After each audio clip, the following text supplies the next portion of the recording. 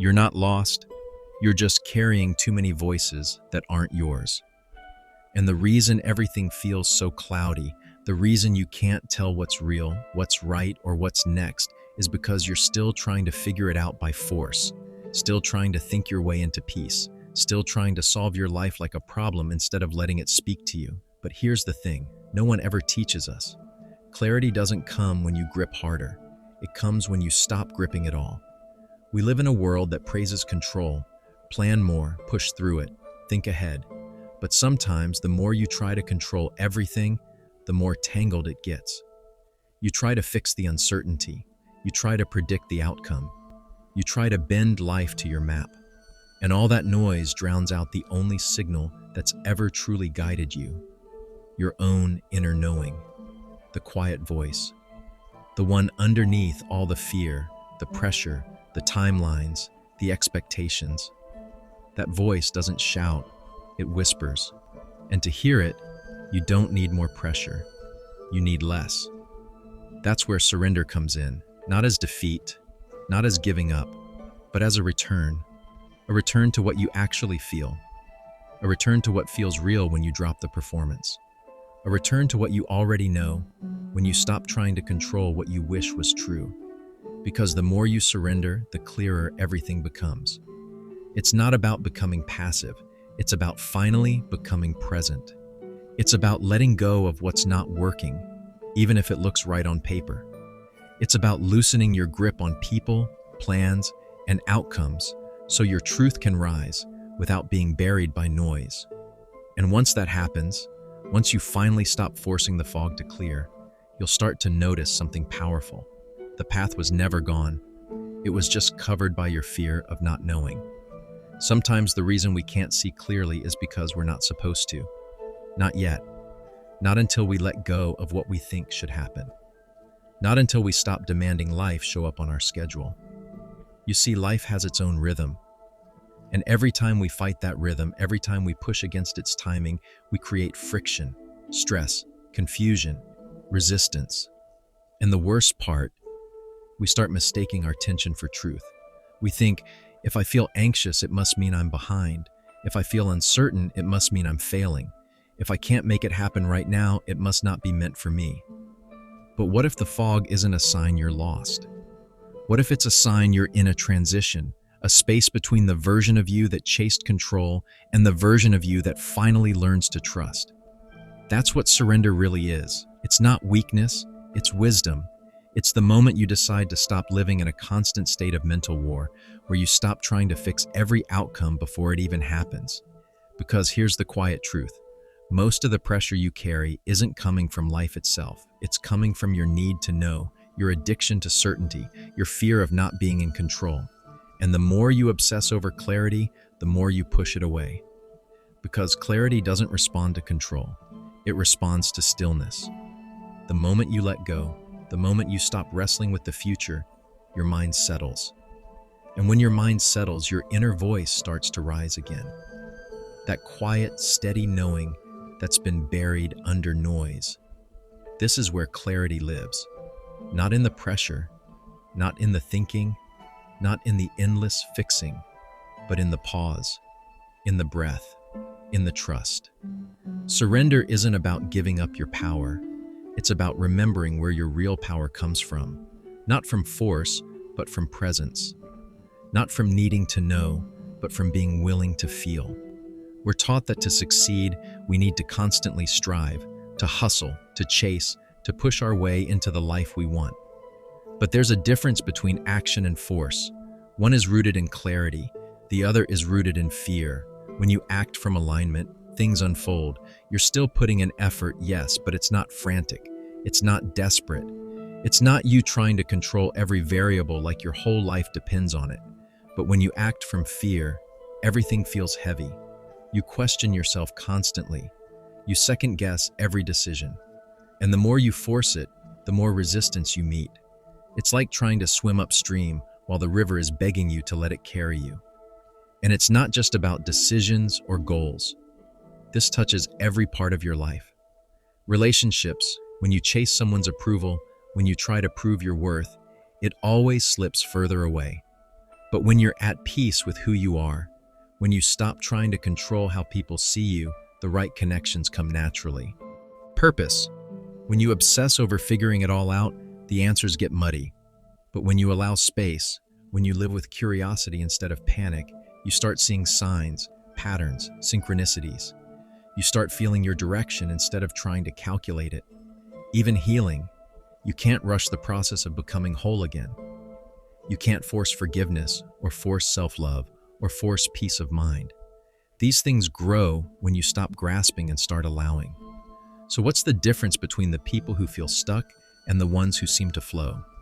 It's not intelligence. It's not luck. It's their relationship with control.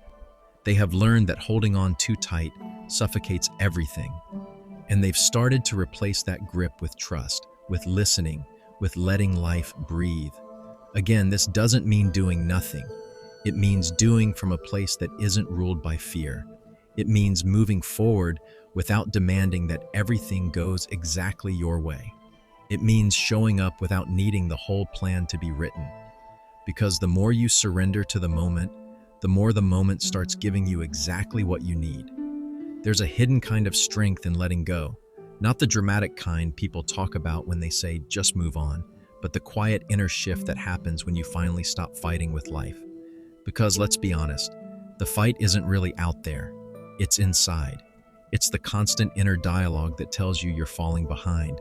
You should be somewhere else by now. You need to fix this right now. And every time you believe it, you tighten your grip. You speed up. You try to micromanage your future, and without even realizing it, you stop living. You stop noticing the way the light hits the trees when you step outside. You stop hearing your own thoughts because they're drowned by pressure. You stop breathing deeply, and everything becomes a to-do list. But here's the shift. What if you didn't need to have all the answers today? What if peace wasn't something to earn, but something to return to? What if clarity is actually your natural state, and all the noise is what blocks it? When you drop the need to force things, your energy changes. You become lighter, and people feel it. You stop needing validation, and suddenly your confidence becomes real. You stop grasping, and the things that align with you start showing up without chasing. It sounds simple, but it's radical. In a world that teaches you to chase every second, it's an act of rebellion to just pause, to breathe, to trust the unfolding instead of constantly rewriting it. Because surrender doesn't mean you give up on what you want. It means you give up the pressure to control how and when it comes. It means you stop resisting the season you're in and start walking through it with presence. And when you do that, you begin to notice life always had a rhythm. You were just trying to outrun the beat. There's a point on your journey where you realize not everything that feels urgent is actually important, and not everything that feels quiet is meaningless. In fact, the quiet often holds the biggest answers. The whispers you ignore, those are usually the things your soul is actually trying to say. We're so used to thinking clarity comes from noise, from constant motion, checking boxes, asking everyone what they think. But real clarity shows up when things get still. The reason so many people feel lost isn't because they don't know who they are. It's because they're drowning in everyone else's expectations, trying to live a life they think they should be living, forcing themselves into plans that don't feel right, timelines that don't feel real. But life doesn't speak through pressure. It speaks through alignment, through what feels natural to your nervous system, what brings you peace without having to justify it. You can chase success your whole life and still feel empty. You can check off every goal and still feel like you missed something. Because fulfillment doesn't come from forcing, it comes from tuning in. And here's the strange part. When you stop trying so hard to control what life gives you, you start receiving what actually fits you. You realize not everything that's loud is meant for you. Not every opportunity is aligned. Not every person needs a place in your story. When you slow down, you start recognizing what's real. You begin to trust the timing of your own path, not because someone told you to, but because your life starts to reflect it. You notice how ease begins to replace tension, how decisions come quicker, not from urgency, but from peace, how people who drain you naturally fall away, and those who support your growth start to show up without effort. That's the beauty of surrender. It doesn't remove you from life. It roots you in it. You stop running, and for the first time, you actually arrive. Sometimes the reason things don't work out the way you planned is because life had something softer for you. Not necessarily easier, but softer in the way it fits. Because when you're forcing everything, your timeline, your healing, your relationships, your career, you end up carrying tension that doesn't even belong to you. You carry the weight of comparison, the need to prove something, the pressure to constantly move, even when your body is begging you to rest. And slowly, you lose your sense of trust, not just in others, but in yourself, in your ability to feel what's right, to choose what aligns, to let go of what doesn't. But what if you stopped asking, "How do I fix this?" and started asking, "What feels right to me now?" That small shift changes everything. It invites you back into your own rhythm. It reconnects you to your body, your breath, your boundaries. And from that place, something opens. You stop trying to squeeze into spaces that don't feel like home. You stop needing to be chosen because you've chosen yourself. You stop begging for signs because you've learned to listen. And once you reach that state, you don't need to control anymore. You trust. You move when it's time. You pause without guilt.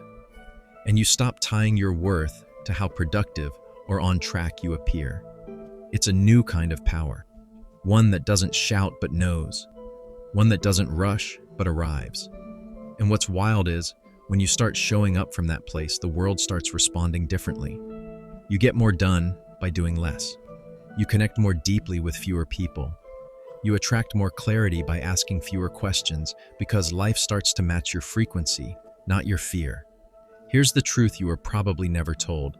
You're allowed to stop striving without giving up. You're allowed to slow down without falling behind. You're allowed to stop fixing and start feeling again. Because surrender isn't the end of effort. It's the beginning of wisdom. Life doesn't reward the tight grip. It rewards the open palm. And the moment you stop trying to shape every piece, you start noticing how beautifully things begin to shape around you. Not always in ways you expected, but in ways that make sense to your soul. The less you force, the more you feel aligned. The more you surrender, the more life becomes clear. Because clarity isn't something you chase. It's something that meets you in stillness. So wherever you are right now, breathe. You're not lost. You're just shedding what no longer fits. And trust me, that's not a breakdown. It's a realignment. Let go of the need to control every outcome. Trust the version of you that doesn't need to fight for peace anymore. And if this message resonated with you on any level, drop a simple word in the comments. Aligned. Let's fill the space below with that energy, because someone else might need to see it today. And if you haven't already, make sure to subscribe for more content like this. Every week, we go deeper into the kind of mindset that frees you from pressure and brings you closer to your truth. Until then, just remember, you were never behind. You were just waiting to flow.